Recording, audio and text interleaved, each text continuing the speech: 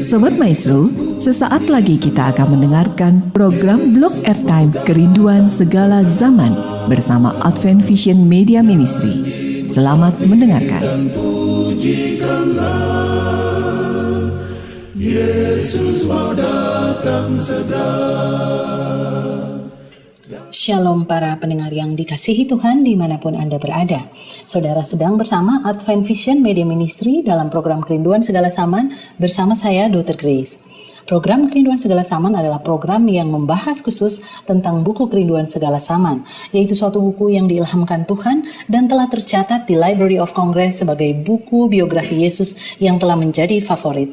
Dan dengan tuntunan Roh Kudus, kehidupan banyak sekali orang telah diubahkan melalui buku ini, karena buku ini khusus membahas tentang juru selamat kita, yaitu Yesus Kristus. Nah, para pendengar yang budiman, saat ini kita akan melanjutkan pembahasan tentang bab ke-54 maksud kami dengan judul Orang Samaria yang Murah Hati. Silakan Anda bisa menghubungi nomor telepon 0877 1616 1637. Saya ulangi nomor telepon 0877 1616 1637. Bila saudara mempunyai pertanyaan atau komentar mengenai pembahasan pada saat ini. Dan saat ini kita sedang bersama dengan narasumber kita, Dr. Alvin Rantum. Shalom Dr. Alvin. Shalom Dr. Grace. Dan saya ditemani oleh Saudari Monica Tania. Shalom Monica. Shalom Dr. Grace. Mari kita lanjutkan pembahasan bab yang ke-54, Orang Samaria yang Murah Hati bagian yang kedua. Silakan Dr. Alvin. Baik para pendengar yang dikasih oleh Tuhan, sebelum kita mempelajari kebenaran firman Tuhan dari topik Orang Samaria yang Murah Hati ini, yang bisa saudara juga baca dari buku Injil Lukas pasal yang ke-10 ayat yang ke-25 sampai 37, kita tunduk kepala sejenak untuk berdoa. Tuhan Bapa yang penuh kasih, kami bersyukur pada kesempatan ini lagi. Kami beroleh kemurahan Tuhan di mana firman Tuhan akan dikupas dan firman Tuhan akan memberikan kami kekuatan yang baru. Oleh karena itu Tuhan, kami membutuhkan kuasa Roh Kudus-Mu untuk ditempatkan di dalam hati pikiran kami, sehingga kebenaran Tuhan ini akan hidup, akan memberikan kami suatu pengalaman yang baru, pengalaman di mana tabiat kami boleh menjadi tabiat seperti Yesus yang dipersiapkan untuk hidup bersama-sama dengan Yesus. Terima kasih Tuhan, dalam kehadiran Roh Kudus-Mu dalam hidup kami, dalam nama Yesus kami berdoa. Amin. Para pendengar yang dikasih oleh Tuhan, kita melanjutkan kembali pembahasan dari buku Lukas pasal yang ke-10. Sekarang kita akan mempelajari di dalam ayatnya yang ke-29. Setelah Yesus menjawab pertanyaan kepada ahli Taurat itu, dan dia berkata, perbuatlah demikian, maka ahli Taurat ini berusaha untuk membenarkan dirinya. Mari kita lihat ayat ini dalam ayat yang ke-29. Tetapi untuk membenarkan dirinya, orang itu, yaitu ahli Taurat itu, berkata kepada Yesus, dia berusaha untuk bertanya kembali, karena ada ungkapan yang dia sudah sampaikan sebelumnya adalah tentang kasihilah sesamamu manusia. Karena di dalam lingkungan orang Yahudi, para ahli Taurat ini, bahwa sesama manusia adalah orang-orang yang sesama orang Yahudi, orang-orang kafir atau bahkan orang Samaria yang menolak itu, mereka bukan sesama manusia. Tetapi sekarang pertanyaan timbul, bagaimanakah dengan orang-orang Yahudi yang bukan orang kafir, yang bukan orang Samaria, tapi melakukan perbuatan dosa seperti pemungut cukai, seperti wanita pelacur, dan lain sebagainya kejahatan yang ada di sana. Apakah itu sesama manusia atau bukan? Dan inilah yang ditanyakan oleh ahli Taurat itu kepada Yesus. Dia tanyakan demikian, dan siapakah sesamaku manusia? Lalu Yesus tidak jawab langsung, saudara-saudara. Dalam ayat yang ke-30, Yesus menyatakan suatu jawaban yang adalah kisah nyata yang juga sudah diketahui oleh hayalak ramai, yang sering diceritakan juga oleh para imam dan orang-orang Lewi. Yesus berkata demikian, adalah seorang yang turun dari Yerusalem ke Yeriko. Seorang yang dari Yerusalem ke Yeriko adalah orang Yahudi, karena dia tinggal masuk ke Yerusalem. Ia jatuh ke tangan penyamun-penyamun yang bukan saja merampoknya habis-habisan, bukan hanya hartanya yang diambil, tetapi juga memukulnya. Dirinya sendiri pun tersiksa, dan sesudah itu pergi meninggalkan orang ini setengah mati. Orang Yahudi ini hampir mati setelah dirampok dan dipukuli. Lalu kita lihat ayat yang ke-31. Kebetulan ada seorang imam. Imam adalah seorang wakil yang Tuhan berikan untuk mewakili menghubungkan antara Allah dan manusia dan Allah. Orang yang sangat dihormati, orang yang selalu membawakan firman Tuhan. Imam ini turun melalui jalan itu. Ia melihat orang itu, tetapi ia melewatinya dari seberang jalan. Wah, saudara-saudaraku, orang yang harusnya selalu mengetahui kebenaran firman Tuhan, isi Alkitab dia ketahui. Harusnya orang ini paling tahu tentang bagaimana cara menolong. Tapi orang ini justru melewati orang yang perlu ditolong dari seberang jalan. Lalu ayat yang 32, demikian juga ada orang Lewi datang ke tempat itu. Orang Lewi adalah seperti diakon di gereja. Orang-orang pelayan-pelayan hamba-hamba Tuhan yang melayani kegiatan di dalam gereja. Ketika ia melihat orang itu, ia melewatinya dari seberang jalan. Artinya mereka semua tidak mau dekat-dekat. Mereka mungkin melihat, memperhatikan orang ini. Orang ini perlu ditolong, dia masih ada napasnya. Tapi mereka begitu buru-buru pergi meninggalkan orang itu. Orang-orang yang selalu menyatakan dirinya pelayan-pelayan, sepertinya pelayan-pelayan Tuhan.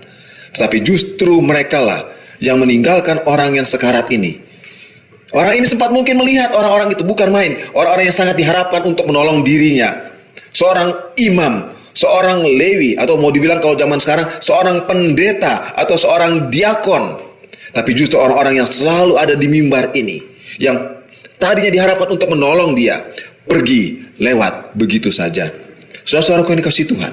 Lalu ayat yang ke-33 berkata demikian. Lalu datang seorang Samaria yang sedang dalam perjalanan. Dia datang ke tempat itu, dan ketika ia melihat orang itu, tergeraklah hatinya oleh belas kasihan. Di mana hati yang tergerak oleh belas kasihan ini tidak ada pada imam dan orang Lewi tadi. Lalu orang Samaria ini pergi kepadanya. Lalu dia membalut luka-lukanya. Sesudah itu ia menyiraminya dengan minyak dan anggur.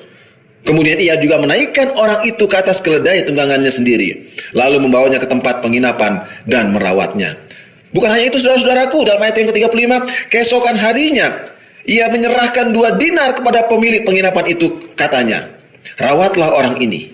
Dan jika kau belanjakan lebih dari uang 2 dinar ini, aku akan menggantikannya waktu aku kembali. Jaminan bahwa orang ini akan benar-benar membiayai semua kebutuhan daripada orang Yahudi itu. Saudaraku, kita tahu orang Yahudi sangat membenci orang Samaria. Tapi orang Samaria ini, dia melihat orang itu, tergerak hatinya oleh kasih. Kita tahu tadi 10 hukum adalah hukum kasih. Kasih kepada Allah dan kasih sesama kepada sesama manusia. Dan inilah yang sedang diceritakan oleh Yesus, yang sudah diketahui oleh orang banyak. Lalu ayat yang ke-38. Setelah Yesus menceritakan cerita ini, Yesus bertanya kepada ahli Taurat tadi, siapakah di antara ketiga orang ini, imam, orang Lewi, atau orang Samaria tadi, yang menurut pendapatmu, dia sekarang Yesus minta pendapat ahli Taurat tadi, adalah sesama manusia dari orang yang jatuh ke tangan penyamun itu? Lalu ayat yang terakhir dari cerita ini, dalam ayat yang ke-37, jawab orang itu jawab ahli Taurat ini, yaitu orang yang telah menunjukkan belas kasihan kepadanya. Saudara-saudaraku, ahli Taurat ini tidak mau mengatakan orang Samaria itu yang menunjukkan belas kasihan. Dia mengatakan orang yang telah menunjukkan belas kasihan itu. Lalu kata Yesus kepadanya, pergilah, perbuatlah demikian. Ada 2 kali kata Yesus katakan kepada orang ini, perbuat. Ketika dia berkata mengenai kasih kepada Allah dan kasih kepada sesama manusia. Lalu tentang bagaimana wujud kenyataan, bagaimana kasih kepada sesama manusia. Buatlah itu demikian. Biarlah saudara dan saya akan melihat makna ini, untuk benar-benar kita bukan hanya sekedar pemikiran kita, pengetahuan kita tentang hukum kasih itu, tapi kasih ini harus menjadi bagian dari hidup kita setiap hari. Tuhan memberkati kita. Terima kasih Dr. Alvin. Para pendengar yang dikasihi Tuhan, tabiat Allah yang mengorbankan diri telah menyatakan makna hukum yang sebenarnya.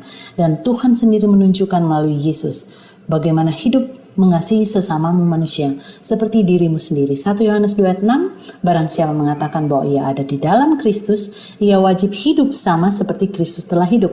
Mari para pendengar yang dikasihi Tuhan, kita pelajari hidup Yesus yang berbelas kasihan itu bersama kami Advent Vision Media Ministry.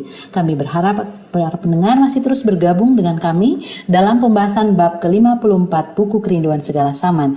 Jika saudara memiliki komentar, pertanyaan, bahkan permohonan untuk kami doakan, silakan Anda bisa menghubungi nomor telepon 0877 1616 1637. Saya ulangi nomor telepon 0877 1616 1637. Baiklah Dr. Alvin, Saudari Monica, mari kita lanjutkan diskusi kita bagian yang kedua pada bab 54. Saya mungkin memberikan komentar sedikit dari apa yang saya dapatkan. Salah satu alinea di dalam bab ini menyebutkan bahwa dalam cerita orang Samaria yang murah hatinya ini, Yesus sedang memberikan gambaran tentang dirinya sendiri. Bahwa manusia sesungguhnya telah tertipu, tertindih, dirampok dan dibinasakan oleh setan dan ditinggalkan sekarat, tinggal menunggu ketok palu untuk binasa. Tetapi juru selamat yang berbelas kasihan atas keadaan kita yang tidak berdaya, ia meninggalkan kemuliaan surga dan datang menyelamatkan, mendapatkan kita yang hampir mati dan menanggung beban kita. Jadi ternyata suatu pengertian yang sangat dalam yang Yesus ambil ceritanya ini untuk menggambarkan dia inilah yang berbelas kasihan itu, yang dianggap oleh para pemimpin itu seperti orang Samaria, ya, yang dikucilkan, tidak disukai oleh mereka. Mungkin ini bagi saya adalah suatu perenungan bahwa seringkali kita merasa tidak disukai oleh orang lain karena kita berbuat apa yang menurut keyakinan dan iman kita adalah kebenaran dari Tuhan. Bagaimana Dr. Alvin mengomentari hal ini? Ya, benar sekali. Cerita ini sebenarnya Yesus sedang menggambarkan tentang dirinya, ya. Kalau kita lihat dalam buku Yohanes 15 ayat yang ke-17 serta Yohanes 13 ayat yang ke-34, Yesus mengatakan, "Inilah perintahku kepadamu, kasihlah orang akan yang lain. Sama seperti aku," kata Yesus, "telah mengasihi kamu, demikian pula kamu harus saling mengasihi." Jadi Allah sudah mengasihi kita dengan memberikan hidupnya. Seperti orang Samaria tadi itu kan, dia memberikan hidupnya, mau terancam dengan mau dirampok lagi. Mau dia tidak peduli. Yang penting dia tolong orang ini. Dia buka dia punya jubah, dia tutup jubahnya kepada ini.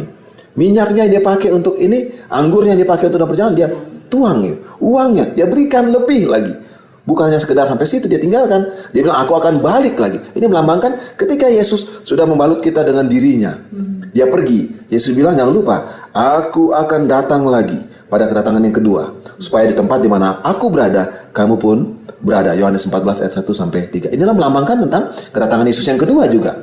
Jadi cerita tentang orang Samaria yang murah hati yang kenyataan ini terjadi adalah juga melambangkan bagaimana kasih Yesus bagi kita semuanya. Terima kasih Dr. Alvin, hal yang menarik tapi sangat kompleks sesungguhnya kalau kita lihat hidup keseharian kita. Sekarang ini kemandirian itu sangat diagungkan. Orang yang mandiri, yang tidak perlu pertolongan orang lain, menuntun kepada kehidupan yang individualisme. Jadi kita harus yakin bahwa kita bisa melakukan apa yang bisa kita lakukan. Kemudian kalau mau menolong orang pakai hitung-hitung. Apakah kalau kita menolong orang itu merugikan diri kita atau enggak? Tapi contoh ini benar-benar suatu hidup yang sangat dalam, artinya mengorek semua cinta diri kita, bahwa seperti orang Samaria itu Yesus nggak hitung-hitungan. Seperti tadi yang Dr. Alvin katakan, sementara kita kan seringkali hitung-hitungan sama orang. Kalau kita udah berbuat baik satu kali, dia balas jelek, kita hitung 2 kali. Ini stop, ini udah 3 kali dia stop. Begitu kan? Gimana Monica mengomentari hal ini? Silakan. Ya benar sekali dokter. Itu menjadi jangankan seakan-akan kayak kita sudah kita rencanakan, saya akan berbuat baik seperti ini. Kalau dia tidak akan balas, kalau dia balas dengan kebaikan juga, apalagi kalau dia balas dengan kejahatan, sudah stop saja ya. Di sini saya senang dengan yang ini dok. Ada suatu kutipan. Banyak orang yang berbuat salah dan yang merasa malu dan bodoh. Mereka lapar akan perkataan yang memberikan keberanian. Mereka memandang pada kesalahan kekilapan mereka sampai mereka hampir putus asa. Di sini pelajaran buat kita, jangan hendaknya kita melalaikan jiwa-jiwa ini. Jika kita orang Kristen, kita tidak akan melewatinya begitu saja. Saya berusaha sedapat-dapatnya untuk menjauhi orang-orang yang paling memerlukan pertolongan kita. Karena saat kita melihat orang seperti ini, ya ini disinilah pelajaran sesamamu manusia itu ada di sini gitu kan. Karena kalau kita sudah melihat orang-orang yang seperti orang yang sudah kita cap orang berdosa, orang yang tidak melakukan hukum Tuhan, kita langsung menganggap bahwa bukan saudara kita ini gitu kan. Dan kita langsung menganggap kalau saat mereka sulitan, oh itu bukan urusan saya katanya gitu. Itu yang sering terjadi dalam kehidupan kita. Iya, terima kasih banyak Saudara Monica tentang masukan atau aplikasi dalam hidup kita. Karena sesungguhnya itu kelihatannya susah-susah gampang ya. Kita ngomong enak, tapi ketika kita menghadapi ditolak atau diperlakukan tidak adil, ini bagaimana Yesus memberikan, saya mau lemparkan, mungkin para pendengar dimanapun saudara berada, pasti juga mengalami hal-hal yang seperti yang saya sampaikan ini, bahwa ada saat dimana kita diperlakukan tidak adil. Kemudian kita mau mengorbankan, kan seperti Yesus memberikan teladan. Orang Samaria ini mengorbankan keamanan dirinya kalau boleh dikata ya. Nah, sering kita kan hitung-hitungan atau enggak, sekarang kita mengorbankan diri tapi nanti dia pantas sekali dia pantas karena dia bikin salah ulang-ulang. Dia pantas mendapatkan akibatnya gitu. Dia pantas dihukum. Ya, supaya adil dong. Kan kalau kita juga salah kita dihukum. Jadi kalau dia salah juga dia harus. Jadi antara kita mengorbankan diri yang Yesus berikan contoh dan keadilan, nggak fair rasanya dia kalau dia udah salah diampuni atau dihapuskan aja salahnya. Kayaknya nggak fair ya. Gimana kira-kira Dr. Alvin?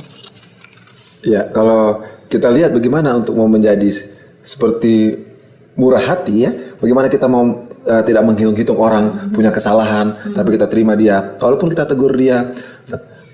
Kalau kita lihat prinsip firman Tuhan, ketika kita mau memberikan pengampunan kepada orang lain itu memang tidak ada jumlah hitungannya, karena nggak boleh batasnya. Kan Petrus waktu itu membatasi sampai 7 orang Yahudi sampai 3 kali mengampuni. Petrus sampai 7, dia pikir sudah banyak gitu, tapi Yesus bilang 70 kali 7 kali, artinya tidak terbatas banyaknya. Nah, artinya bahwa bagaimana kita belajar itu agak sukar memang bagi kita, tapi ketika orang Samaria ini dikatakan orang yang murah hati. Kalau kita lihat di dalam buku Injil Matius tentang khotbah di atas bukit, ada ucapan berbahagia. Berbahagialah orang yang murah hatinya, karena mereka akan beroleh kemurahan. Tetapi untuk dapat sampai kepada orang yang murah hati ini, ada langkah yang pertama, yaitu bagaimana kita menjadi rendah hati, yang miskin.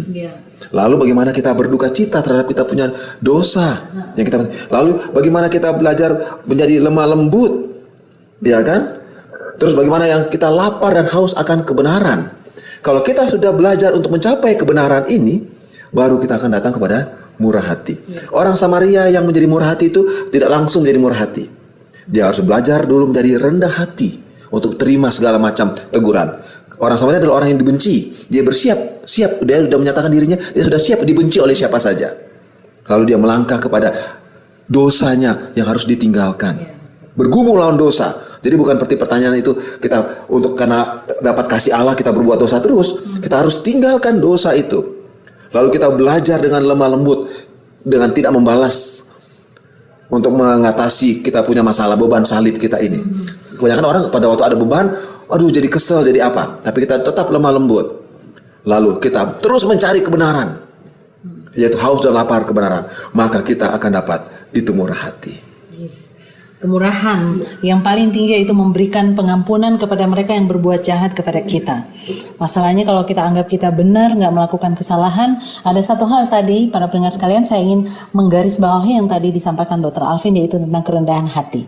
Kita ingat bahwa keselamatan itu adalah kasih karunia Allah. Tidak ada satupun yang dapat kita buat supaya kita selamat. Kalau kita sudah menyadari Yesus yang memberikan keselamatan itu, kata Matius 10 ayat 8, kamu telah menerima itu dengan cuma-cuma. Kamu harus memberikan itu dengan cuma-cuma. Pengampunan sudah kita terima dari Yesus dengan cuma. Sekarang saya mau tanya, siapa orang yang tidak pernah berdosa sepanjang satu hari, even meskipun hanya di dalam pikirannya? Rasanya hampir tidak ada orang ya. Tidak ada orang, tapi pengampunan dengan murah hati Allah berikan. Nah sekarang kita kok suka ngitung-ngitung sama orang. Ya gimana Monica, betul nggak? Betul banget dok. Saya senang dengan pelajaran hari ini ya, bisa merubah pikiran kita selama inilah, untuk menguatkan iman kita bahwa tidak ada hitung-hitungan dalam pengampunan. Karena Tuhan juga memberikan pengampunan secara cuma-cuma, dan itu yang harus kita lakukan juga terhadap saudara-saudara kita. Saya senang kutipan terakhir sini, aku mengasihi Allah dan ia membenci saudaranya maka ia pendusta. Jadi percuma aja kalau kita bilang kita cinta sama Tuhan, tapi kalau sama manusia juga hitung-hitungan masalah pengampunan. Terima kasih, bagus sekali yang kutipan terakhir, dan jangan lupa di sana perangai yang kita tunjukkan terhadap saudara kita atau tabiat sikap yang kita tunjukkan kepada saudara kita adalah menggambarkan sikap yang kita tunjukkan kepada Allah. Itulah sebabnya ada Matius 54 ya, Matius 25 ayat 40. Apa saja yang kamu lakukan terhadap orang yang paling hina ini, kamu telah melakukannya untuk aku. Terima kasih banyak, Dr. Afif. Mungkin penutup. Baik saudara-saudaraku, kembali lagi Yesus mengatakan, perbuatlah demikian. Jadi inti daripada apa yang kita pelajari pada saat ini adalah, bila mana saudara sudah mendengar apa yang firman Tuhan sampaikan, bukan hanya sekedar pengetahuan, tetapi melakukannya. Kiranya Tuhan memberkati kita. Terima kasih Dr. Alvin untuk diskusinya dengan Monica juga, para pendengar yang dikasihi Tuhan. Kasih Allah di dalam hati kita merupakan satu-satunya pancaran kasih terhadap sesama manusia. Jikalau seorang berkata, aku mengasihi Allah dan ia membenci saudaranya, maka ia adalah pendusta. Jika kita saling mengasihi, Allah tetap di dalam kita dan kasih-Nya sempurna di dalam kita.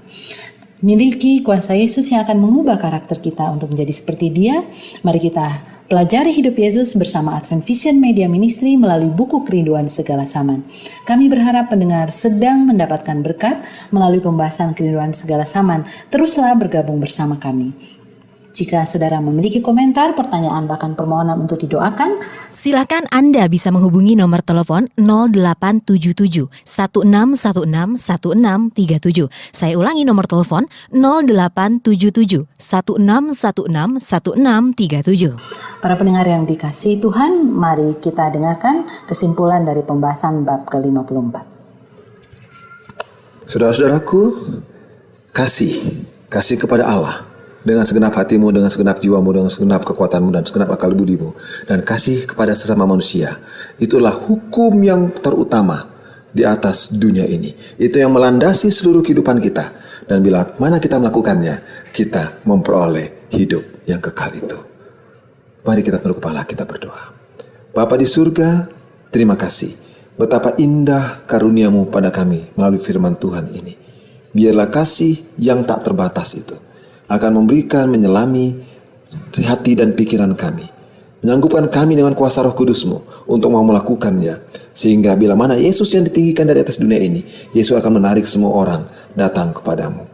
Kami semua yang Tuhan memiliki banyak pergumulan dosa, pergumulan di dalam pekerjaan kami, pergumulan dalam kesehatan, dalam keadaan sakit sekarang, pergumulan di dalam keluarga, pergumulan di dalam pendidikan kami, pergumulan di dalam mencari sahabat teman hidup kami, dan pergumulan-pergumulan di dalam berbagai aktivitas kehidupan kami. Tapi kami tidak perlu khawatir. Yesus yang sudah datang mengatasi semua pergumulan ini, Yesus yang sama juga memberikan kepada kami kuasa untuk melewatinya, berjalan bersama Engkau. Terima kasih Tuhan, di dalam nama Yesus kami berdoa. Amin.